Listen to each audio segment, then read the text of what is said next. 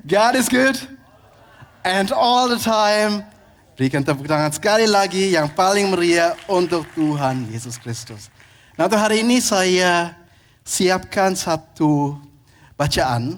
Dan ini sebenarnya terdiri dari 3 hal. Nanti kita akan melihat, jadi jangan kaget. Kita nanti akan melompat beberapa kali. Tapi ini masih dalam satu topik dan saya minta sambil kita baca, Anda bisa tebak kira-kira apa yang kita mau bahas hari ini. Karena dalam 3 bagian yang kita akan baca, sangat jelas ada satu hal yang terulang terus. Jadi nanti coba Anda bisa tebak kira-kira kita mau bicara mengenai apa. Oke, kita mau lihat Wahyu 2 ayat 1-5. Kita ingat ini konteksnya, Yesus bicara kepada ke-7 jemaat, ke-7 gereja yang ada waktu itu. Dan begini firman Tuhan.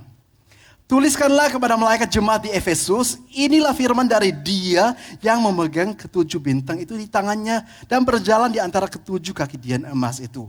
Aku tahu segala pekerjaanmu, baik jeripayamu maupun ketekunanmu. Aku tahu bahwa engkau tidak dapat sabar terhadap orang-orang jahat, bahwa engkau telah mencobai mereka yang menyebut dirinya rasul.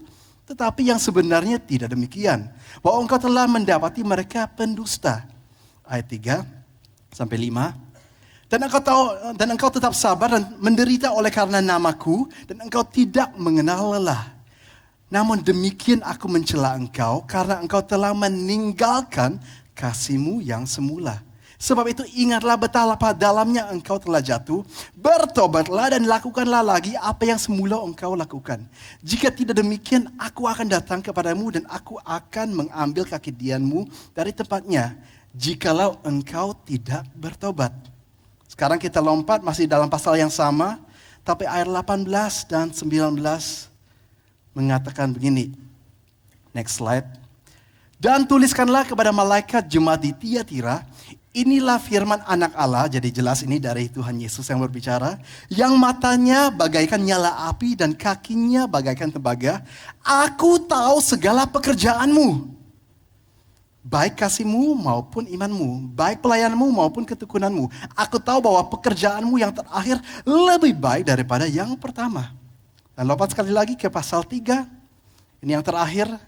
Dan tuliskanlah kepada malaikat jemaat di Laodikia, inilah firman dari Amin, saksi yang setia dan benar, permulaan dari ciptaan Allah. Aku tahu segala pekerjaanmu.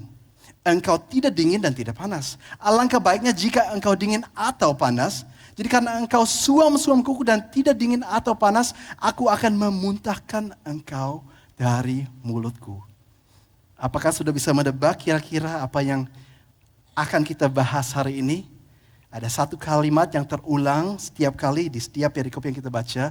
Dikatakan oleh Yesus, saya melihat perbuatanmu.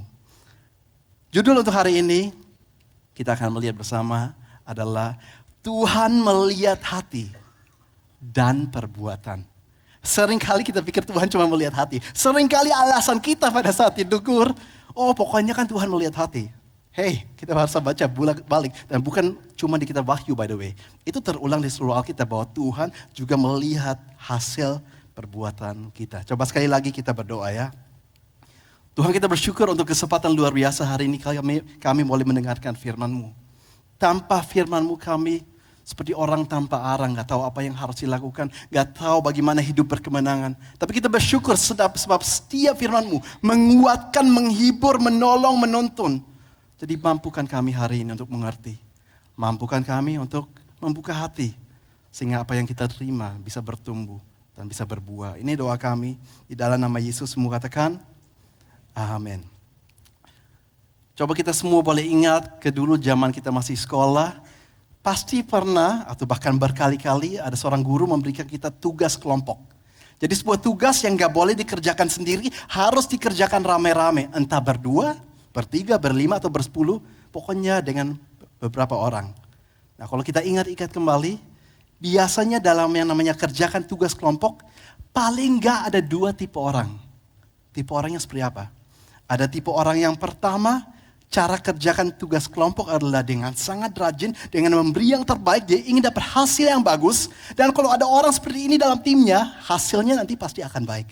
Dan semua orang pasti senang kerjasama dengan dia. Ada lagi tipe anak-anak siswa-siswi yang lain. yang mungkin lebih malas-malasan, yang gak terlalu peduli nilainya apa. Mereka pikir pokoknya saya ikut kelompok yang orang-orangnya pintar, nanti mereka yang kerjakan, saya dapat nilai bagus tanpa harus kerjakan banyak hal. Saya yakin kita pernah mengalami dan melihat kedua tipe orangnya. Mungkin kita salah satunya ya. Tapi coba sekarang kita bayangkan kalau kita diberikan tugas kelompok. Kira-kira tipe teman kelompok yang mana yang akan kita cari? Yang pertama atau yang kedua?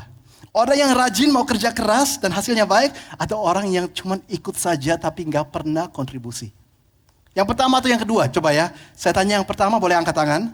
Siapa yang mau teman yang tipe pertama? Oke, turunkan tangan. Siapa mau teman yang tipe kedua? Saya lihat rata-rata nggak ada yang angkat tangan. Puji Tuhan kita semua masih waras, nggak ada yang gendeng, ya kan? Karena tentunya kita mau kerjasama dengan orang yang bisa diajak kerjasama, orang yang akan membawa hasil baik. Sekarang bayangkan orang entah tipe pertama atau kedua, kita sekarang ajak ngomong, kita cari teman, dan ada satu orang bilang, saya mau ikut kelompokmu. Saya ini pasti nanti akan bantu, saya akan kerja keras. Jadi itu perkataan dia. Dia bilang, aku punya niat kok. Tapi kita kenal dia bertahun-tahun. Dan track record atau pengalaman yang kita miliki tentang orang itu bertahun-tahun, dia itu gak pernah mau kerja. Selalu malas. Kira-kira kita lebih percaya mana? Niat hati dia, perkataan dia yang bilang dia mau berikan yang terbaik. Atau kita sudah tahu selama ini dia gak pernah ikut kerja dengan baik. Pasti kita lihat dari pengalaman selama ini kan. Supaya kita lebih bijak, lebih hati-hati dalam mengambil keputusan. Kita lihat perbuatan dia. Dan ternyata dari ayat-ayat yang tadi kita baca, Tuhan itu sama. Tuhan juga lihat perbuatan. Kadang-kadang kita pikir, oh Tuhan kan cuma melihat hati. Dengarkan, Tuhan melihat hati tapi Tuhan juga melihat perbuatan.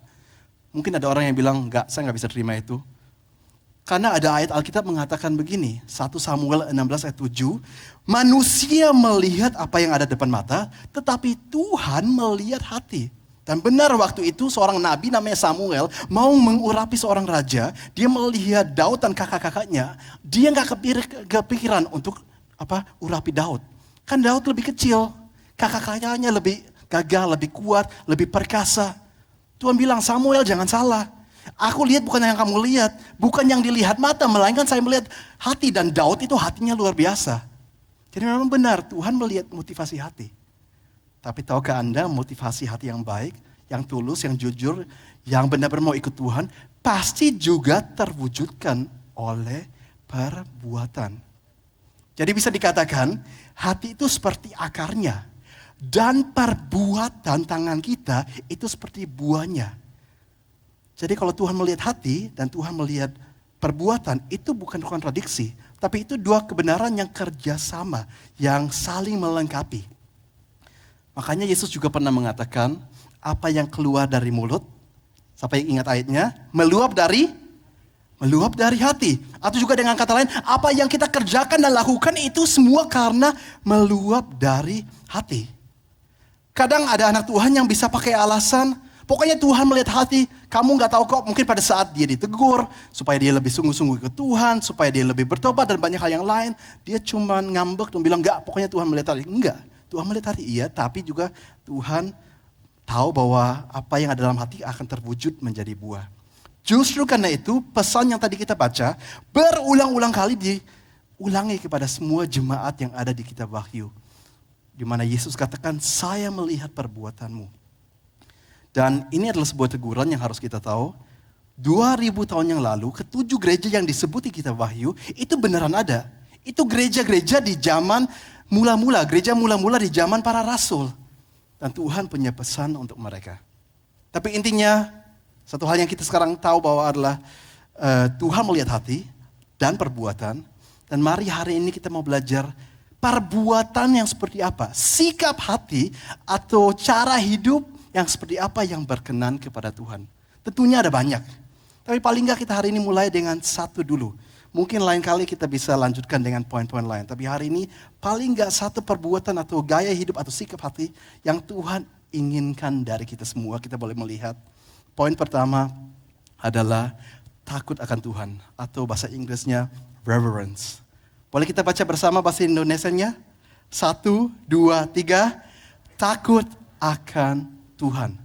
Nah, takut akan Tuhan itu artinya apa? Apakah kalau saya datang ke gereja, saya bilang, aduh, saya gak mau gereja deh.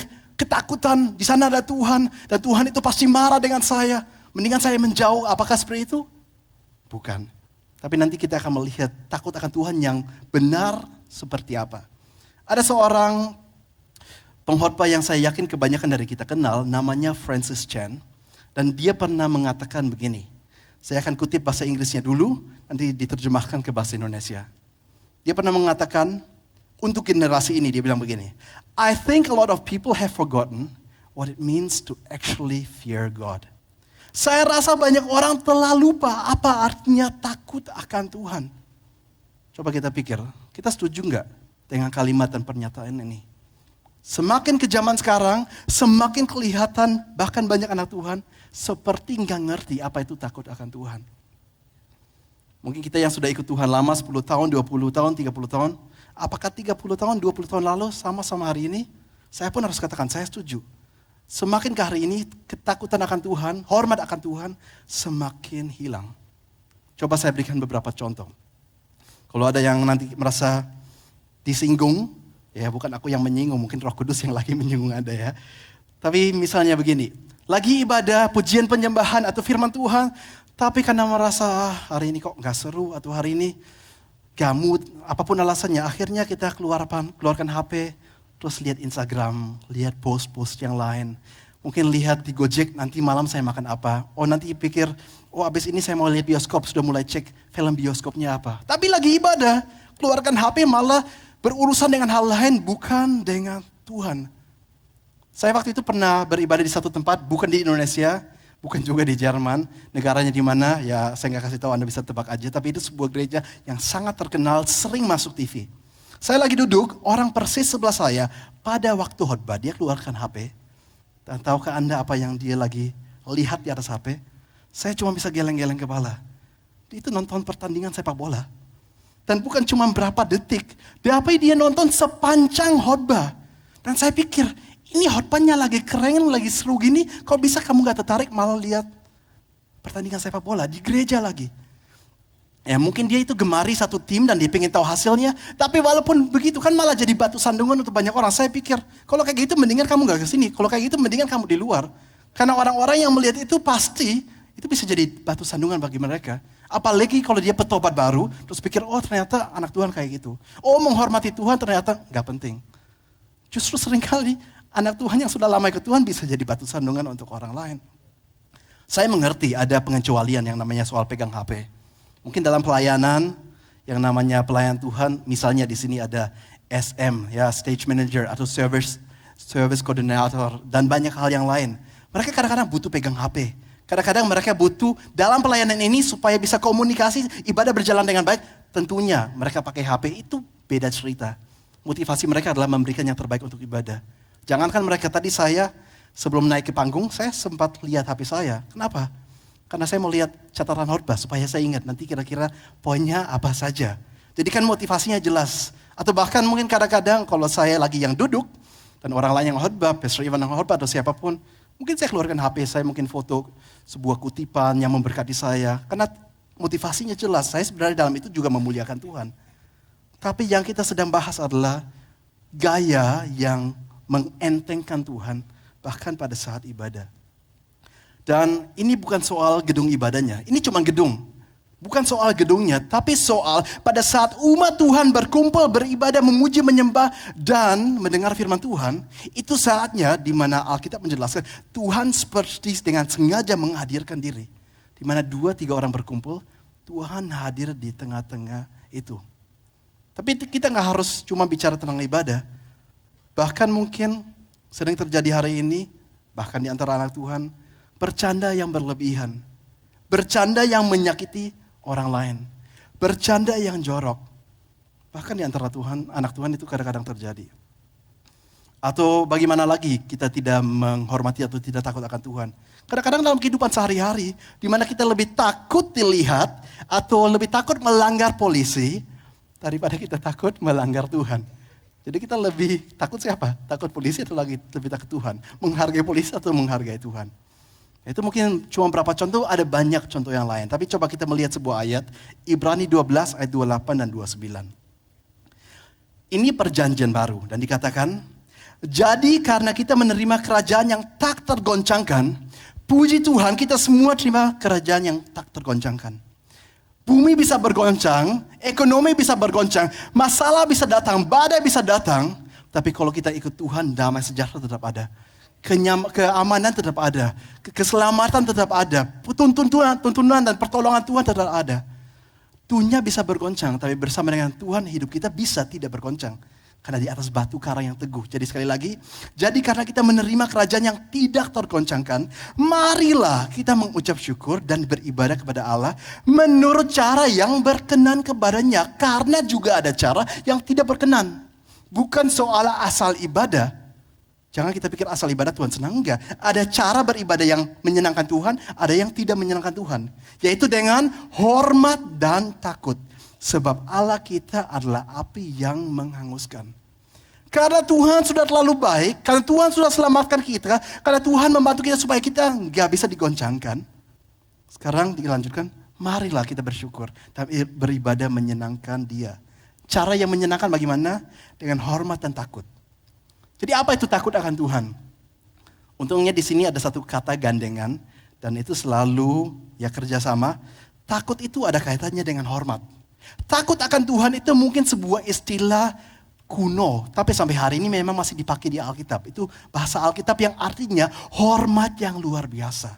Jadi bukan ketakutan kepada Tuhan karena Tuhan jahat, enggak, Tuhan itu baik. Tapi justru karena Dia terlalu luar biasa dan terlalu baik, aku mau memberikan hidup saya untuk Dia. Saya mau melayani Dia, saya mau melakukan apa yang menyenangkan Dia dan meninggalkan apa yang tidak menyenangkan Dia. Karena saya menghormati Dia. Itu artinya takut akan Tuhan. Anda tahu saya ini barusan pulang ke Indonesia minggu lalu. Karena selama 1 bulan saya pulang kampung, saya mudik. Saya ke Jerman, di sana saya selama 1 bulan. Saya pindah-pindah kota, saya ke kota orang tua saya, ke kota di mana saya besar, ke kota di mana adik saya lagi rintis gereja, dan seterusnya. Nah, tentunya setiap minggu saya gereja. Bahkan 2 minggu diantaranya memang saya juga bawa firman Tuhan. Tapi intinya setiap minggu saya gereja dan pernah ada kejadian. Karena saya memang lagi pindah-pindah kota, karena saya memang mau kunjungi banyak tempat. Sempat ada kejadian di mana saya tidak punya kesempatan untuk bisa beribadah di sebuah gereja yang Pantekosta karismatik. Walaupun itu yang biasanya saya cari, sama seperti gereja kita juga, Pantekosta karismatik. Tapi 2 kali selama saya di sana sebulan tidak memungkinkan. Jadi saya pergi ke gereja yang, saya nggak sebutkan gereja apa, tapi gerejanya lebih kuno. Tapi ada satu hal yang luar biasa yang saya dapati waktu saya masuk sana, waktu saya mulai beribadah. Saya merasakan bahwa ada takut akan Tuhan yang begitu luar biasa. Saya masuk gedungnya pada saat pujian penyembahan, pada saat firman Tuhan, gak ada yang main HP, gak ada yang bercanda, gak ada yang rame sendiri, ribut sendiri. Dan itu sebuah hal yang benar-benar bisa dirasakan. Bahkan ke gereja yang sama, sempat saya pergi di hari lain. Bukan di hari Minggu, hari biasa. Karena boleh kunjungi gereja itu, karena itu selalu terbuka. Dan ternyata waktu saya masuk, banyak orang yang lagi berdoa. Karena memang gereja itu selalu terbuka, kapanpun orang boleh masuk untuk berdoa. Dan itu pun semuanya diam, semuanya gak ada yang rame. Karena menghargai ada orang-orang yang lagi cari Tuhan di sini. Ada orang yang lagi berdoa di sini. Dan kadang-kadang kita harus introspeksi. Dan kita harus mengakui kekurangan kami. Dan bahwa kita harus belajar apa yang kita bisa belajar dari mereka yang mencontohkan lebih baik. Saya bicara dengan satu orang, saya tanya, kenapa kamu gak masuk ke gereja yang lebih modern?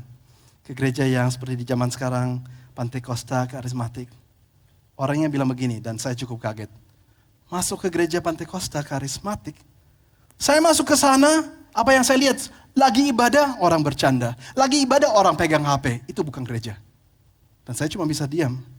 Karena saya harus sadar, saya sebagai seorang hamba Tuhan, sebagai seorang pendeta, apalagi dulu sebelum saya menjadi seorang gembala di tempat ini, saya banyak keliling Indonesia, dari kota ke kota, pulau ke pulau, saya sudah melihat banyak sekali gereja.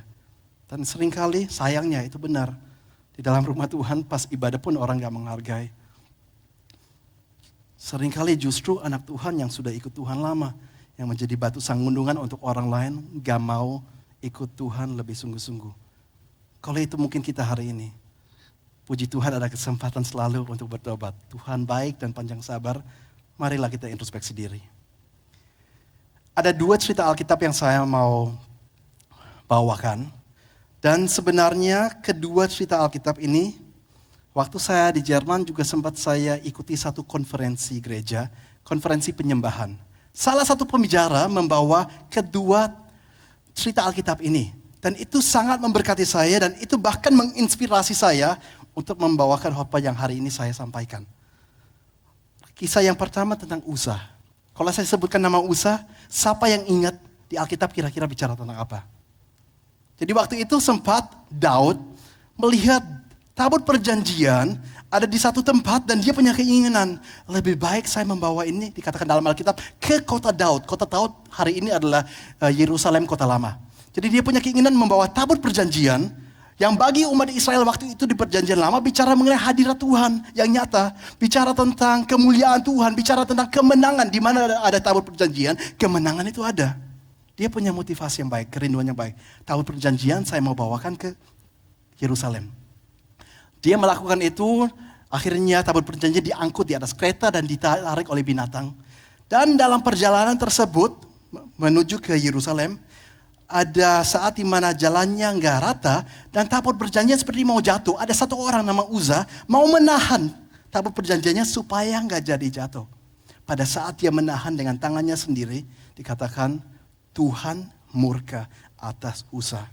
Dan saat itu juga Uza meninggal. Karena nggak pantas Uza, seorang yang tidak dikhususkan untuk hal itu, memegang tabut perjanjian.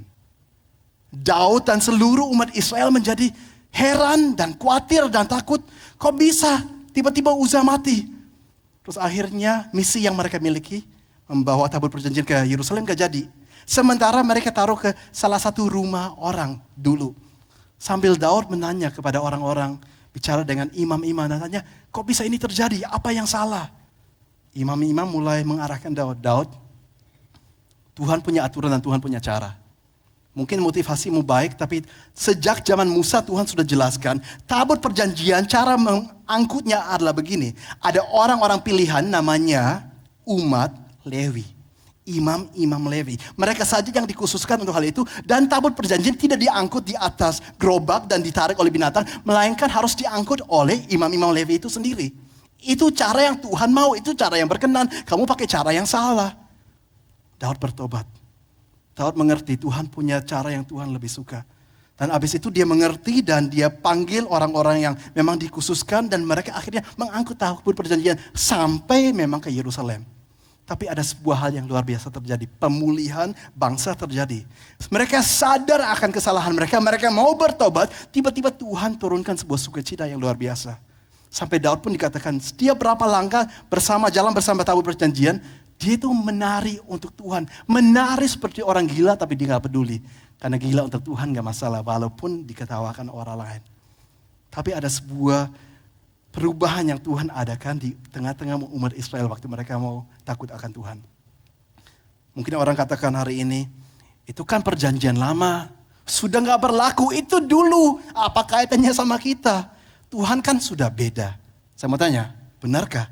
Apakah Tuhan itu beda? Tuhan perjanjian lama, Tuhan hari ini beda nggak? Sama. Tuhan nggak pernah berubah. Dulu, sekarang, selama-lamanya, Tuhan itu sama. Cuman mungkin cara kerjanya yang berubah. Namanya juga hari ini perjanjian yang baru. Mungkin ada beberapa hal yang Tuhan ubah dan memang dijelaskan dalam Alkitab. Makanya hari ini ada sebuah dosa tertentu di perjanjian lama harus dirajam batu. Hari ini nggak perlu dirajam batu. Puji Tuhan kalau enggak. Mungkin zaman sekarang banyak orang yang mati karena dirajam. Tuhan memang mengubah cara kerjanya. Tapi hati Tuhan gak pernah berubah. Tuhan tetap ingin kita hidup kudus. Tuhan tetap ingin supaya kita hidup sesuai jalan yang Dia tunjukkan. Dan hidup menyenangkan Dia. Apakah kita ingat ada sebuah cerita di perjanjian baru? Saya sebutkan nama ini, Anda ingat gak? Ananias dan Safira. Ananias dan Safira jelas-jelas perjanjian baru. Di Kisah Para Rasul pasal 5, saya rangkum ceritanya dengan singkat. Ada dua orang suami istri, Ananias dan Safira. Dan mereka melihat orang-orang lain mempersembahkan harta mereka. Dan mungkin karena itu mereka dipuji-puji orang, akhirnya mereka punya sebuah sepakat, coba kita menjual sebagian dari harta kita. Dan kita juga persembahkan supaya bisa digunakan demi kebaikan. Mereka jual sesuatu, persembahkan kepada Petrus. Dan mereka mempersembahkan seakan-akan seluruh hasil penjualan mereka persembahkan. Dan karena mereka dengan itu seperti menipu, Petrus bilang kepada Ananias, bukannya kalau kamu gak jual pun gak masalah, itu kan milikmu. Dari awalnya kamu mau lakukan apa terserah. Tapi sekarang kamu sudah menjual dan kamu berpura-pura seakan-akan kamu memberikan semua padahal ini cuma sebagian. Seketika itu juga Ananias mati. Karena dia lagi mendustai Tuhan waktu itu. 3 jam kemudian istrinya Safira masuk. Petrus tanya lagi kepada istrinya juga. Apakah tadi harta yang kalian jual senilai gini? Dan istrinya bilang iya. Istrinya ternyata sudah sepakat mau bohong sama suaminya. Seketika juga istrinya meninggal. Dan mungkin kita pikir, kok bisa ya? Di perjanjian baru, Tuhan kenapa bertindak seakan-akan dengan begitu kejam? Cuma kan ada orang-orang yang membohongi pada waktu itu. Jawaban Alkitab nggak berikan. Kita cuma bisa tebak saja. Kita nggak tahu persisnya kenapa. Tapi mungkin salah satunya itu gereja mula-mula. Yesus barusan terangkat ke surga. Sekarang murid-murid, rasul-rasul mendirikan gereja yang pertama. Ini gerejanya masih seperti bayi. Kalau mungkin Tuhan gak jaga dengan keras waktu itu, mungkin kejahatan atau penipuan seperti itu bisa tersebar. Dan semakin banyak orang dengan niat yang jahat, semakin banyak orang yang mau menipu, semakin banyak politik dalam gereja. Dan bagaimana lagi nanti gereja tersebut bisa menjadi teladan bagi kita. Jadi Tuhan menjaga waktu itu dengan tegas. Yang mungkin kita bisa katakan puji Tuhan, kayaknya setelah itu sudah gak pernah terjadi.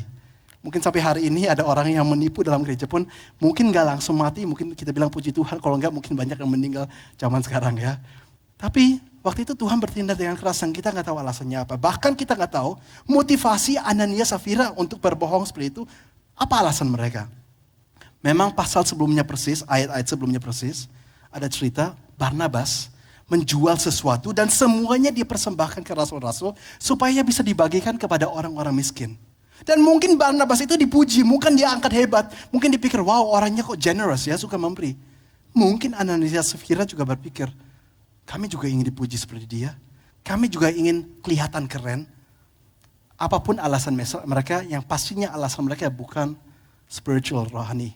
Melainkan alasan mereka adalah politik dan Tuhan gak izinkan waktu itu. Sehingga langsung ayat berikutnya mengatakan, waktu mereka keduanya meninggal seketika, maka sangat ketakutanlah seluruh jemaat dan semua orang yang mendengar hal itu.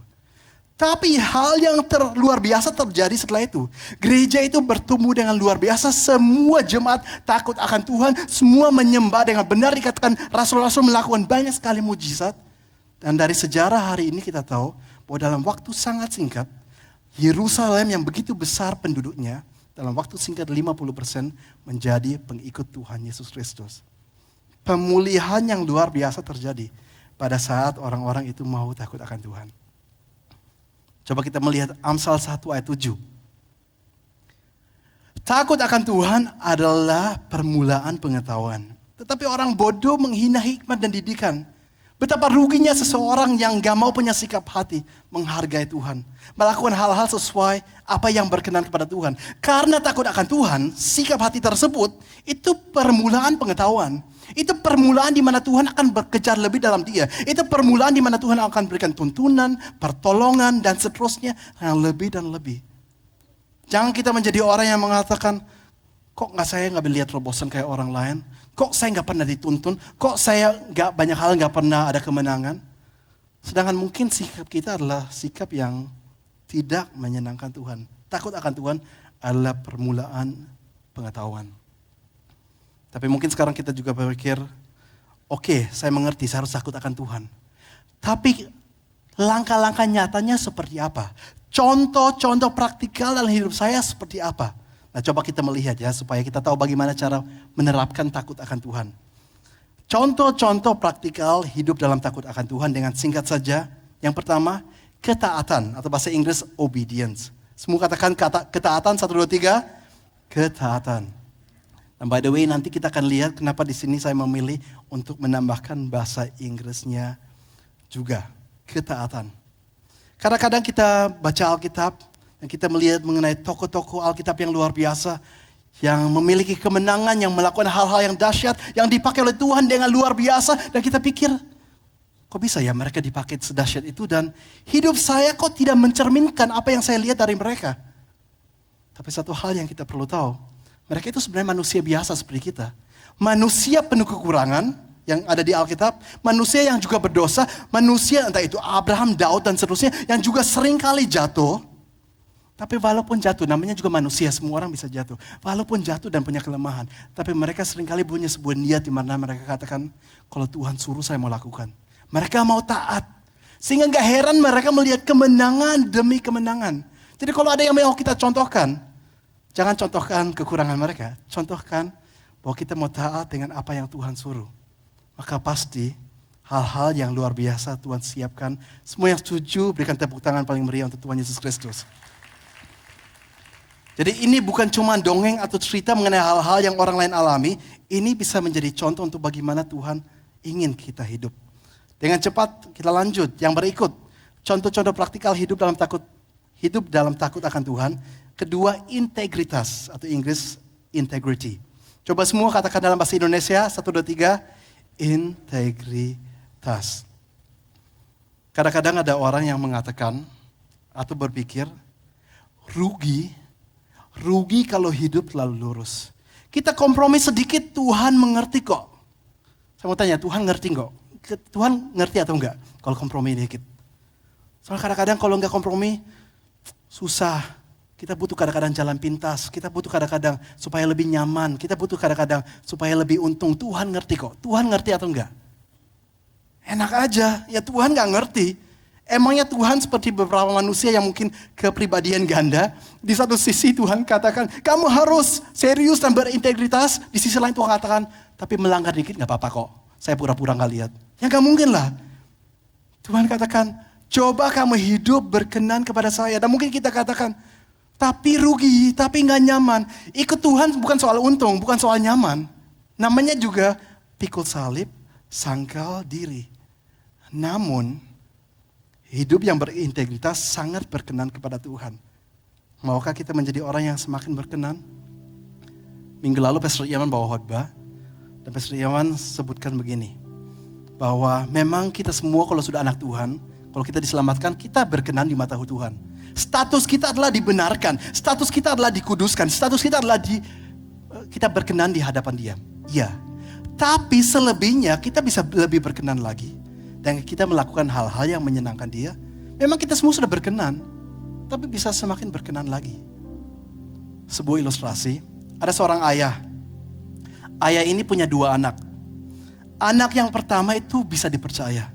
Anak yang pertama diberikan tugas apapun pasti dikerjakan dengan baik. Diberikan sebuah misi dan tugas pasti hasilnya luar biasa. Dan membawa keselamatan dan keuntungan bagi keluarga. Ayah yang sama ini juga punya anak yang kedua. Anak yang kedua gak pernah dengar-dengaran. Anak yang kedua apapun disuruh pasti gak dilakukan. Dilakukan pun asal-asalan. Sehingga hasilnya pasti mengecewakan. Sekarang dalam hal ini, ayahnya mempunyai sebuah tugas yang harus dikerjakan. Yang sangat berkaitan dengan kelangsungan ke depannya dari keluarga ini. Baik atau tidak baik. Ayah ini mengasihi kedua anak. Anak yang taat maupun yang gak taat sama-sama dikasihi. Namanya juga anak. Tapi kira-kira yang ayahnya lebih mau percaya yang mana? Yang pertama atau yang kedua? Coba baca sebutkan bersama. 1, 2, 3. Yang betul, yang pertama tentunya. Kalau kasih mungkin sama kepada dua-duanya. Sama seperti Alkitab juga mengatakan. Bahkan kita waktu masih dalam dosa, Tuhan sudah mengasihi kita, mau menyelamatkan kita. Bahkan pada saat kita gak setia, Dia tetap setia. Puji Tuhan. Karena kita semua termasuk Anda dan saya, orangnya masih bisa jatuh. Tuhan tetap mengasihi. Tapi kalau bicara soal tanggung jawab, perkenanan, itu sesuatu yang bisa bertumbuh. Kita bisa hidup semakin menyenangkan Tuhan. Ada begitu banyak hal yang Tuhan mau lakukan dalam hidup Anda dan saya, tapi Dia gak akan kalau kita tidak siap. Jadi marilah kita menjadi anak yang semakin hidup takut akan Tuhan. Dan kita akan mengalami perkenanan Tuhan. Kita akan mengalami pribadi Tuhan. Kita mengalami kuasa Tuhan lebih dan lebih lagi. Yang ketiga, bagaimana caranya untuk kita hidup takut akan Tuhan? Yang ketiga, slide berikut. Penata layanan. Saya mau tanya, ada yang ngerti kata penata layanan? Apakah itu sebuah kata yang kita sering pakai hari ini?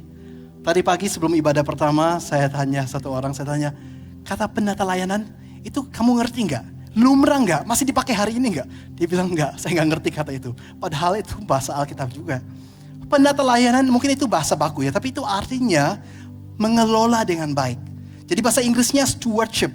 Nah makanya itu kali ini saya selalu tambahkan bahasa Inggrisnya. Kadang-kadang apalagi dalam hal ini bahasa Inggrisnya mungkin kita lebih familiar. Penata layanan, stewardship. Mungkin ada orang pikir, oh pada saat ini pasti pendetanya mau ngomong tentang uang. Mau ngomong tentang harta. Bagaimana kita gunakan harta itu dengan baik. Ya memang benar kata Alkitab, muliakan Tuhan dengan hartamu. Bukan soal pendeta mau ngomong itu, tapi soal itu adalah dalam Alkitab harus disampaikan. Malah saya lebih gak enak untuk sampaikan hal kayak gitu. Tapi itu kebenaran yang harus disampaikan. Tapi bukan cuma bicara tentang harta. Bicara tentang waktu kita. Bicara tentang tenaga kita. Banyak orang yang punya waktu setiap harinya bisa main game. Bisa main Instagram, TikTok, Facebook. Mungkin nonton Netflix, mungkin nonton YouTube setiap hari 1 jam.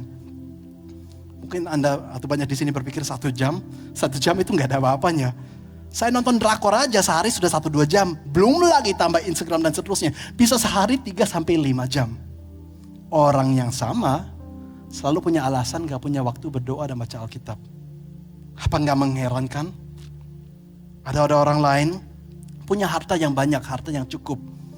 Tapi harta itu cuma dipakai untuk kenyamanan dia. Rumah yang terbaik, mobil yang terbaik, makanan yang enak, liburan terus. Dan hanya sisa-sisanya yang diberikan kepada Tuhan. Sekarang bayangkan orang seperti itu hidup 2000 tahun yang lalu. Di zaman tadi kita baca, Yesus seperti mengirim 7 surat kepada 7 gereja. Sekarang kira-kira orang yang barusan saya sebutkan ada 2000 tahun yang lalu. Kira-kira apa surat Yesus kepada dia? Mungkin bunyinya kira-kira begini. Hei anakku, saya melihat perbuatanmu. Saya bukanlah prioritas dalam hidupmu. Terlalu banyak hal yang sudah menggeser posisiku di dalam hatimu. Bertobatlah. Dan kembalilah ke kasihmu yang semula. Nah ini waktunya kita boleh introspeksi diri. Apakah kadang-kadang itu kita yang gak punya waktu untuk Tuhan? Coba yang berikut, yang terakhir. Cara atau contoh-contoh praktikal hidup dalam takut akan Tuhan. Selain ketaatan, integritas, penata layanan, juga firman dan doa. Itu Inggrisnya scripture and prayer. Tentunya masih ada poin-poin lain, tapi kita cuma lihat beberapa contoh saja. Firman dan doa. Supaya gak lupa kita ucapkan bersama. 1, 2, 3. Firman dan doa. Waktu saya ke Jerman, saya tadi katakan saya sempat pergi ke gereja juga yang non-karismatik, non-Pentakosta. Karena memang keadaan lagi gak memungkinkan. Tapi saya juga waktu itu pergi cukup ke gereja Pentakosta karismatik. Bahkan saya waktu itu ibadah bukan cuma hari Minggu. Saya sempat ibadah sempat di hari Jumat, sempat di hari Sabtu. Karena memang saya ingin lihat dan kunjungi banyak gereja. Untuk saya bisa diisi dan saya bisa mengalami Tuhan di sana juga. Dan di salah satu gereja yang saya pergi, yang Pentakosta karismatik. Ada suatu kejadian yang terjadi yang membuat saya cukup heran. Dan kalau mungkin Anda ingat, sempat saya upload di Instagram saya. Ada di Instastory saya waktu itu. Jadi waktu selesai penyembahan, pujian penyembahan, semua orang duduk. Saya melihat semua orang itu keluarkan Alkitab. Dan saya langsung heran, jadi ini belum khotbah, jadi belum kelihatan apakah nanti ada ayat di layar atau enggak. Saya langsung tanya ke orang sebelah saya, loh kok semua orang itu keluarkan Alkitab? Emang di gereja ini, dan itu gereja besar, sekali ibadah waktu itu yang hadir kurang lebih 1000 orang. Gerejanya juga modern. Makanya saya heran, saya tanya ke orang sebelah saya, apakah di gereja ini di layar nanti ayatnya enggak keluar? Kenapa semua orang itu keluarkan Alkitab dan buku catatan? Dan orang sebelah saya mengatakan gini, enggak, itu memang nanti keluar kok di layar, tapi itu budaya di gereja kita. Orang-orang di sini rata-rata sangkin haus dan lapar akan kebenaran firman Tuhan, pas diberitakan mereka langsung mau coret-coret Alkitab, mau tambah catatan. Dan saya pikir, wow luar biasa itu juga ya, mereka haus dan lapar akan firman. Dan pasti kehidupan akan cepat berubah kalau seperti itu.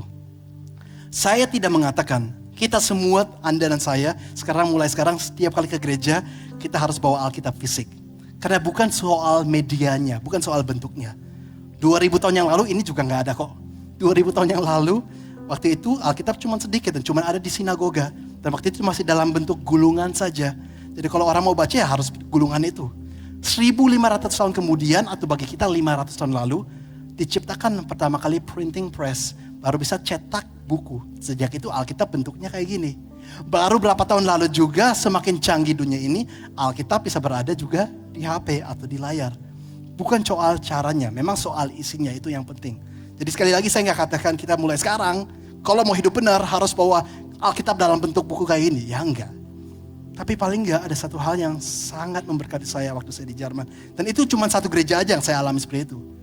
Bahwa haus dan lapar akan Tuhan itu penting. Dan itu bukti orang itu takut akan Tuhan. Gak mungkin orang itu takut akan Tuhan kalau dia gak peduli apa yang ada di dalam sini. Jadi mendengar firman cuma hari Minggu, selebihnya Senin sampai Sabtu gak pernah diisi kebenaran. Jadi gimana dia mau hidup berkenan? Tuhan ngomong apa aja dia gak tahu. Seharusnya dia hidup seperti apa dia gak pernah ngerti. Itu bukanlah orang yang takut akan Tuhan. Sebagai penutup hari ini Amsal 16 ayat 6. Dengan kasih dan kesetiaan kesalahan diampuni. Puji Tuhan ya, Tuhan itu luar biasa. Tuhan itu setia dan penuh kasih, kesalahan kita diampuni.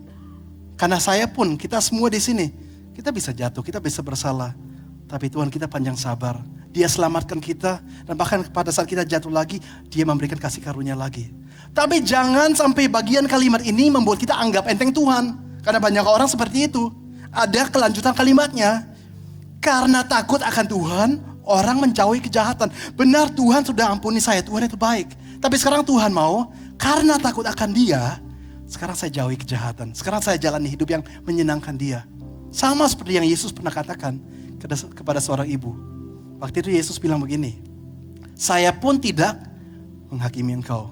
Sekarang pergilah dan jangan berbuat dosa lagi. Memang Dia itu baik bagi kita. Tapi jangan sampai kebaikan itu membuat kita anggap enteng Dia. Dan tidak mau jalan sesuai jalan yang Dia sudah tunjukkan. Saya gak akan panjangkan firman Tuhan sampai di sini saja. Tapi hari ini kita sudah diingatkan bahwa Tuhan melihat hati benar. Tapi Tuhan juga melihat perbuatan. Ada perbuatan-perbuatan, gaya-gaya hidup, sikap-sikap yang Tuhan inginkan dari Anda dan saya. Dan yang pertama, karena ini menjadi fondasi, yang pertama adalah gaya hidup yang takut akan Tuhan. Bisa ditampilkannya supaya kita ingat kembali. Kalau kita bawa satu hal pulang hari ini, ya ini. Bahwa marilah kita hidup semakin takut akan Tuhan. Marilah kita menjadi orang yang semakin mau berkenan kepada Dia, semakin mengikuti yang Dia katakan. Dan percayalah, hal-hal yang semakin luar biasa akan terjadi. Semua yang setuju katakan amin. Mari kita berdoa. Tuhan, kita bersyukur atas kebaikan Engkau yang begitu luar biasa. Walaupun mungkin hari ini firman Tuhan bentuknya seperti teguran. Tapi kami tahu Engkau menegur karena Engkau mengasihi. Engkau menegur karena Engkau inginkan yang terbaik untuk kami. Tapi Engkau juga inginkan supaya hidup kami memuliakan Engkau. Bantu kami Tuhan untuk hidup takut akan Engkau. Bantu kami Tuhan untuk semakin bertobat. Melakukan hal-hal yang menyenangkan Engkau. Menjauhi hal-hal yang tidak menyenangkan Engkau. Kami sadar sebagai manusia seringkali itu tidak gampang, tidak mudah. Kami gak mampu sendiri. Jadi Roh Kudus kita berdoa. Engkau yang menjamah kita semua. Engkau yang memampukan kita semua. Engkau yang menuntun kita semua. Dan memberikan semangat tersebut. Ini doa kami di dalam nama Yesus. Katakan, amin. Tuhan Yesus memberkati.